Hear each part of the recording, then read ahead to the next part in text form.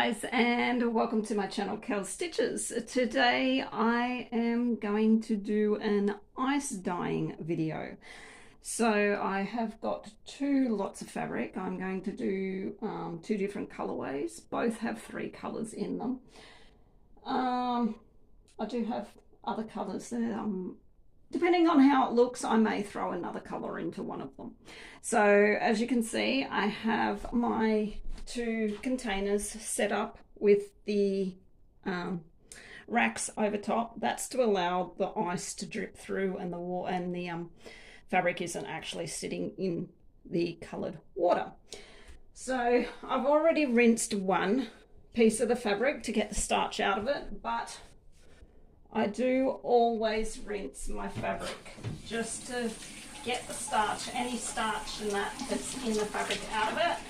So you just wet it down. Usually you can feel, like I can feel the sliminess of the starch coming out of that. So you try to get rid of that starch because it can stop the dye from adhering to the fabric correctly. Alright, so now all you do is you scrunch your fabric up over the rack so any of the water, the ice can actually melt. This is going to be a longer sort of video, well, not so much longer, but it's going to take a longer time than what you usually do dyeing, because you got to allow the ice to completely melt.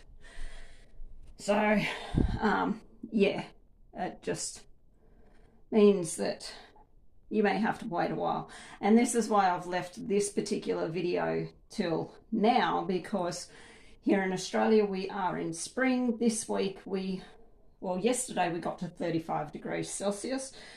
Today's around about 30, 31. The rest of the week's anywhere from 33 to 36 degrees. So, so there will be enough heat in the air to melt the ice in a reasonable time.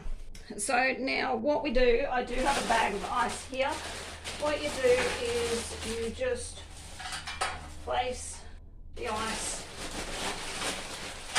over the fabric and you put a fair bit of ice on.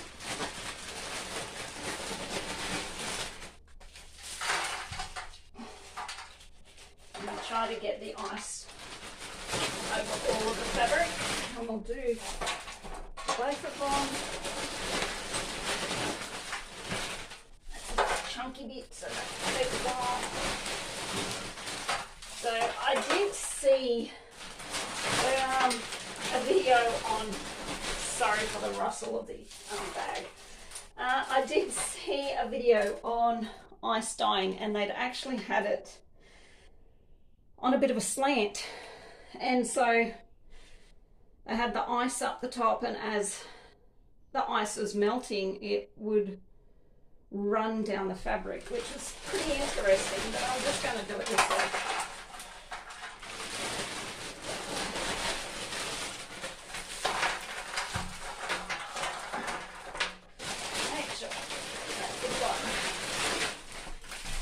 Of ice in over all of the fabric.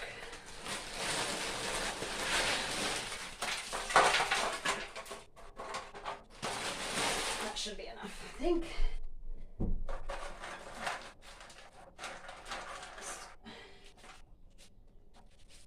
You want the fabric pretty well covered in the ice, so as it melts, everything gets, I mean, you are going to end up with probably some white bits because ice doesn't completely melt into them.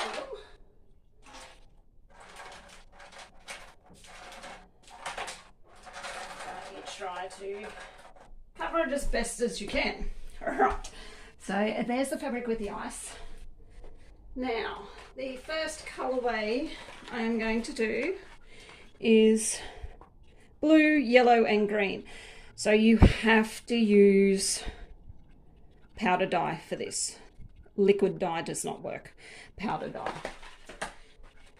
So, and have I used, pretty sure I've used all of these. And basically what you do is you just sprinkle it wherever you like over the ice. So,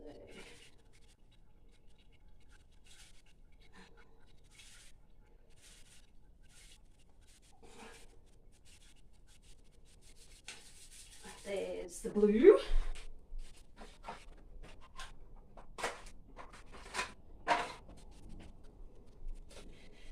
And I have not put gloves on, so I'm going to end up with dyed fingers.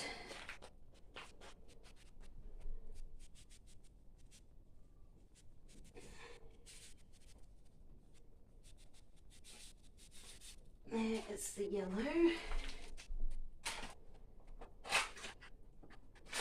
And I haven't even used the green, so we're going to put a fair bit of green on this because we might as well use the whole packet. Let's see, some green here.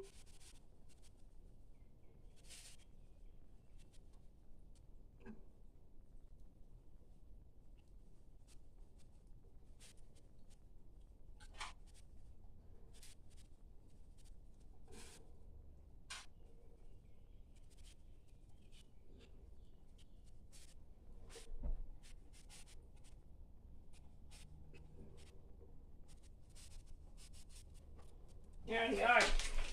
So there's that one. It looks a bit of a bloody mess at the moment, but let me just zoom in a little bit on these. I'll move this over a little bit. Sorry guys, I'm gonna just, there we go.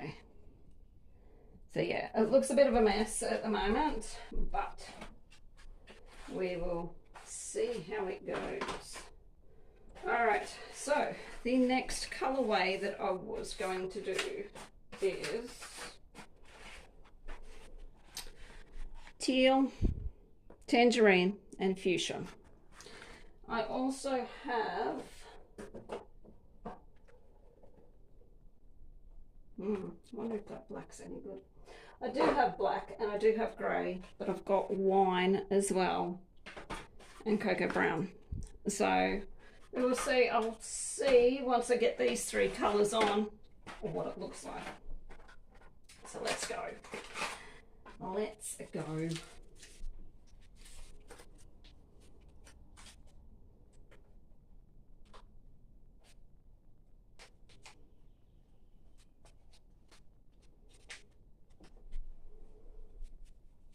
This one I am just going to do streaks of it, I think. Like, you can do whatever you like, however you like, with your colours.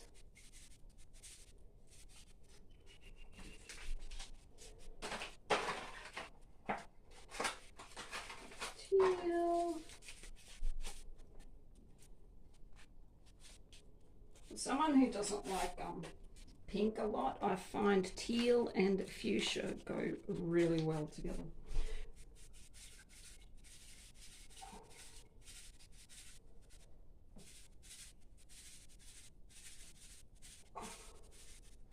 And I have used a fair bit of this teal in other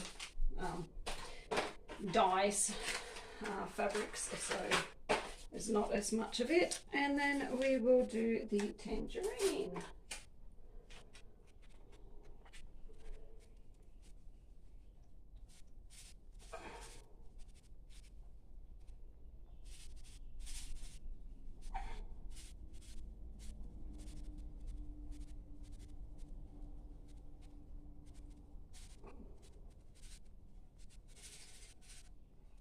There we go. So as the ice melts, nearly looks orange on that other one, but I know it was yellow. As the ice melts, it pulls the dye through the fabric, and you end up with some very interesting colours and patterns.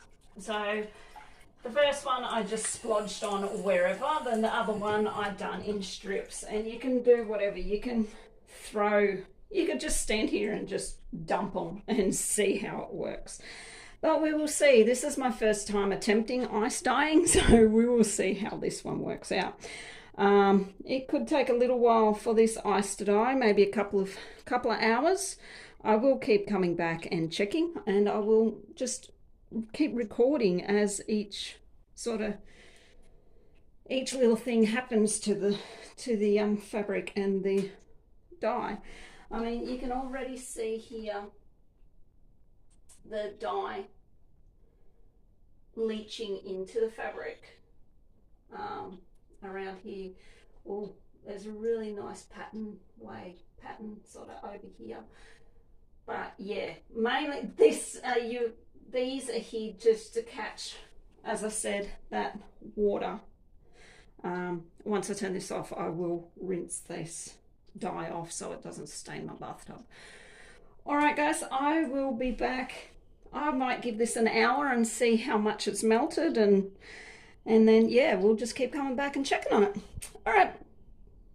Guys, it's been about an hour, and as you can see, the ice is starting to melt, and you can see those colors starting to really form on the fabric now. My partner came in to the bathroom and called it my science experiment.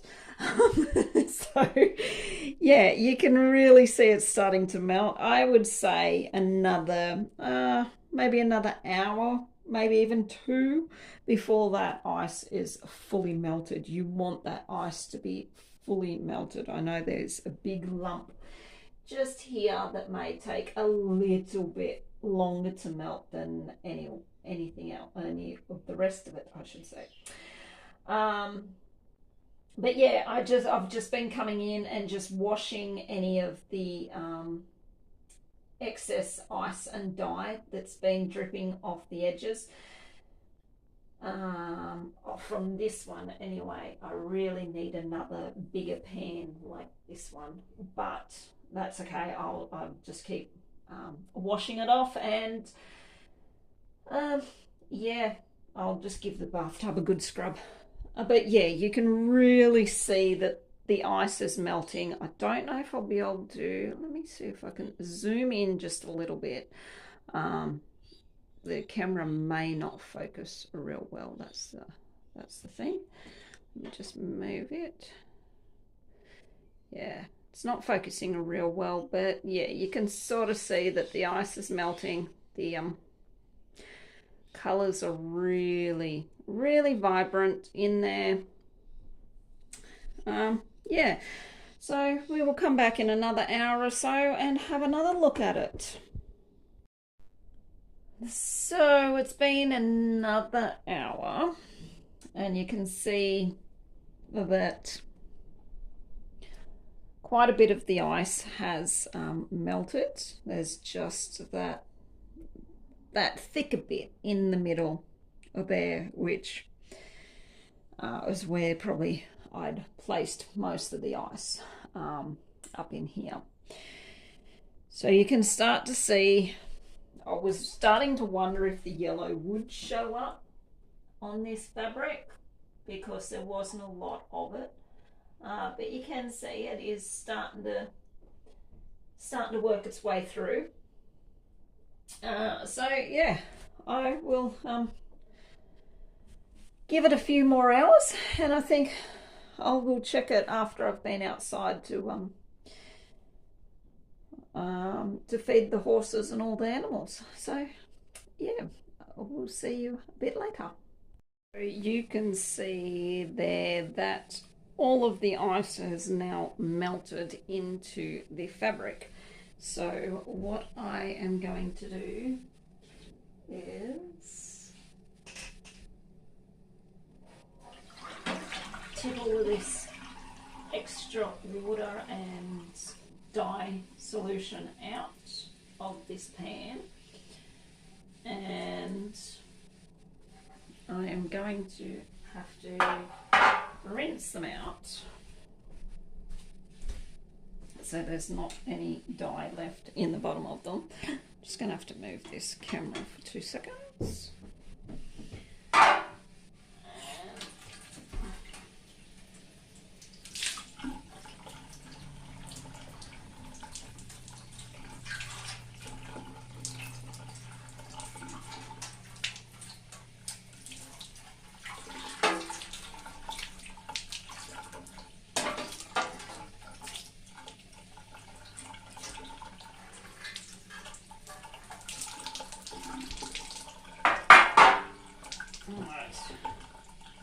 And now,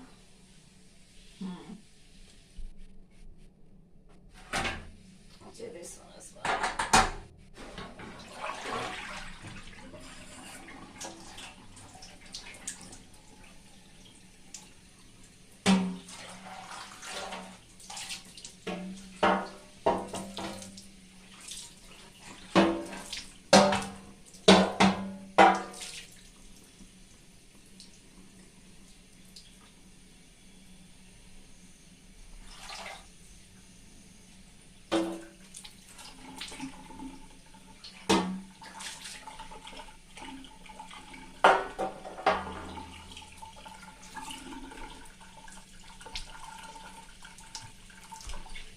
And caution to everyone, this is why you wear gloves, because now I've got dye all over you.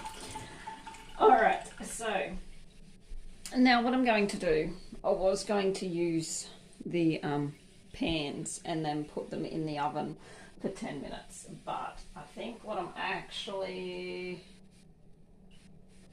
because the big pan doesn't fit in my oven, so because it's been ice dyed, sometimes you can get away with like when you do a normal dyeing technique, you can get away with not doing the heat proofing in the oven, but because this is ice dye, you need to heat proof it so the dye takes to the fabric properly, so you do have to put it in the oven. So I am going to put these in the oven for 10 minutes each, and then I will be back to rinse them out. Well, this one's out of the oven, the other one's in the oven. I will rinse this one out and see what we have. Now I'm going to put gloves on for this because I may still get a bit of dye on my fingers, not that one because it is red. Oh my god, and then I've just pulled out 20 million friggin' gloves out of the box. Alright. Rightio, we'll wash this one out.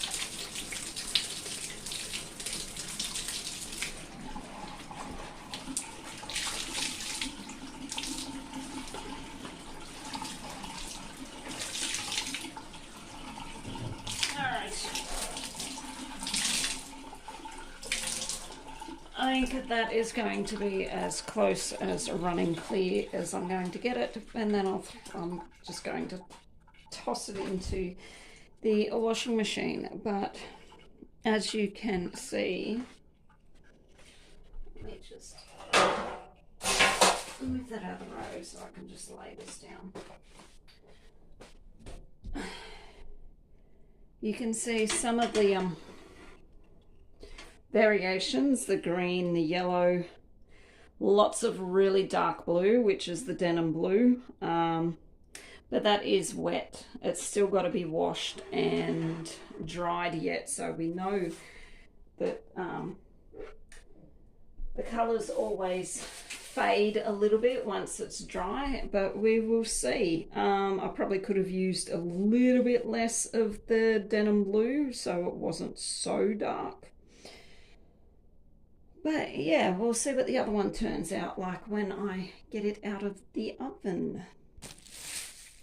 Alright, so now this one's out of the oven, and we will just wash this one out, and then once the other one's finished in the washing machine, we will throw it in. So let's see what this one is.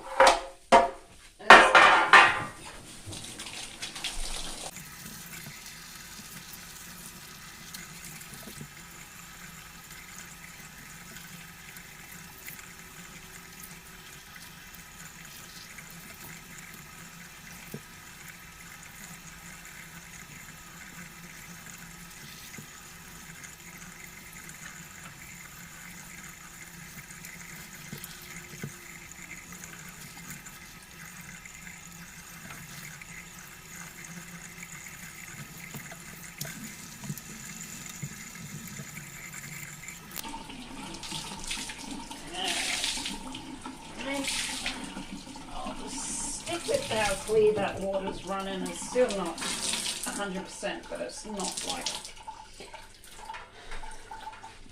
really. Alright, so this is the fuchsia, teal and tangerine one. Now, as you can see, oops, let's just see if we can stick that up there. The teal and the fuchsia have mixed together to create dark purple splotches. And you can see a little bit of the tangerine in there. Again, this is wet. So once it dries and once it gets washed and it dries, it may lighten up a little bit. So we will see, but I probably shouldn't have been so heavy-handed with the dye. Maybe a lighter touch, like a lighter sprinkle of the dye, would have given you a different result. And I mean, that's just all trial and error when you're dyeing. Same as when you're placing the ice down. You can just whack it down like I did, or you could do some thicker spots and some thinner spots of the ice. You could lay the ice all in one direction, or you can go one row in one direction and the other row in a different. You know, that all just works to give you different patterns on your fabric. But we will see how this works out once it is dried and well, washed and dried. So that will be probably tomorrow, because it is like 8 o'clock at night now. And so I've got to wait for the other one in the washing machine, and then I'll pop this one in, and I'll hang them both out on the line, and they can dry out on the line tomorrow while I'm at work. And we'll come back and see what the end result is. I mean, they are very, I mean, being wet, it is very dark. It should lighten up a bit once it's dried, but you would have to do a lighter colour floss on this one especially, I would think. I mean, you can see a little bit of the teal down in the corners, but yeah, the teal and the fuchsia have combined to make a dark purple. But it is all just trial and error, as I said, in dyeing. It is practicing, it is trying different things and just seeing what you can come up with. All right, guys, I will see you in the next segment where I show the dried fabric. Here we are with the final product of the ice dyeing techniques. So this is the one that I used, the, what was it, purple, pink, no, was it the fuchsia orange and teal on, which is the one that, was this the one I had folded up? I can't quite remember because this is like a couple of weeks later filming this. I didn't get around to doing it the day after. So yes, this is the purple, teal, orange and fuchsia one that I used. This is the one that I done the stripes on, that's right. So as you can see, the pink, the fuchsia and the teal have combined to make like a purpley colour. I probably could have used a little less dye on all of these because they are quite dark. So the less dye you use, the lighter it's going to be. And of course, the more dye you use, the darker it's going to be. Also, I know I could have done it on dry fabric, so it takes a little bit longer in the process, but you could have wet the fabric, or washed all the starch out of it, dried it, whether you'd done it on the line or threw it in the clothes dryer for a little while, and then done it on dry fabric, which could give you some different patterns and stuff like that. But I think these have turned out pretty well. Let me just swap this one out and put this green one in.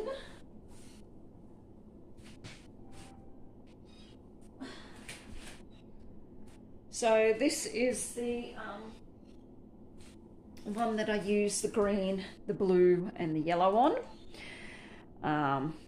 It looks amazing. The only issue I can see with these is that they are going to be very dark.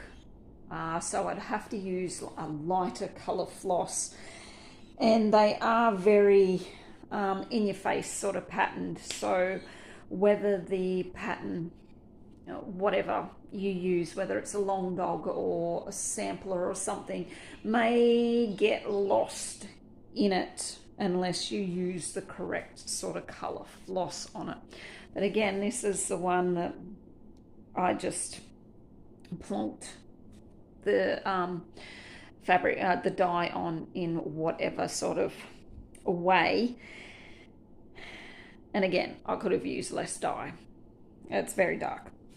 And then I have actually become obsessed with this technique, the ice dyeing technique. So the following day, when was it? Or was it the Thursday? Anyway, I actually done a third one. So this one is,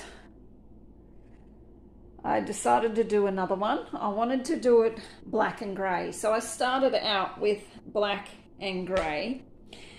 And of course you can see the black in there, but there's no grey because the grey turned into these pinks and a little bit of purples and orange in it.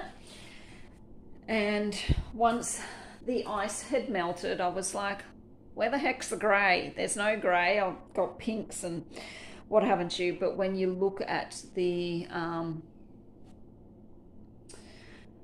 granules, the dye granules for the grey, it has pinks, purples, oranges in it to make up the grey colour. So of course that's what's going to happen. They're the colours you're going to get when you do ice dyeing, because you're not actually mixing it into the water, you're just sprinkling it over the ice. So once the ice had melted, I was like, I don't know, I think I want to add an extra colour. I want to add another colour to it just to make it pop a little bit. So that's what I done. I put more ice on and I sprinkled this lovely turquoise onto it, and I think it looks amazing. I actually think that these fabrics are probably a little bit too pretty to nearly stitch anything on. So I am actually actually considering making them into project bags because they are super pretty, and I think anything you stitch on them will get lost in them.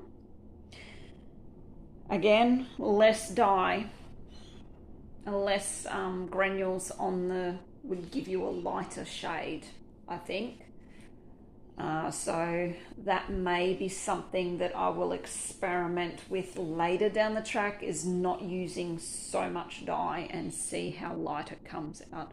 But I really do love the way that the ice dyeing comes out. It is one of my favorite techniques, and it will probably be used more for, as I said, I think I may actually make these into project bags rather than use them for any stitching.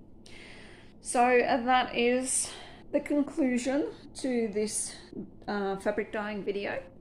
I hope you enjoyed it, and until I do my next one, which I think will be, it'll be a combined one of spray and paint dyeing. So that is where you use a spray bottle and you just spray the dye on, and painting is just where you paint the dye solution onto the fabric. So that, I think that will be my next dyeing tutorial. Alright guys, thank you so much for tuning in. I hope you enjoyed this video, and until next time, bye for now.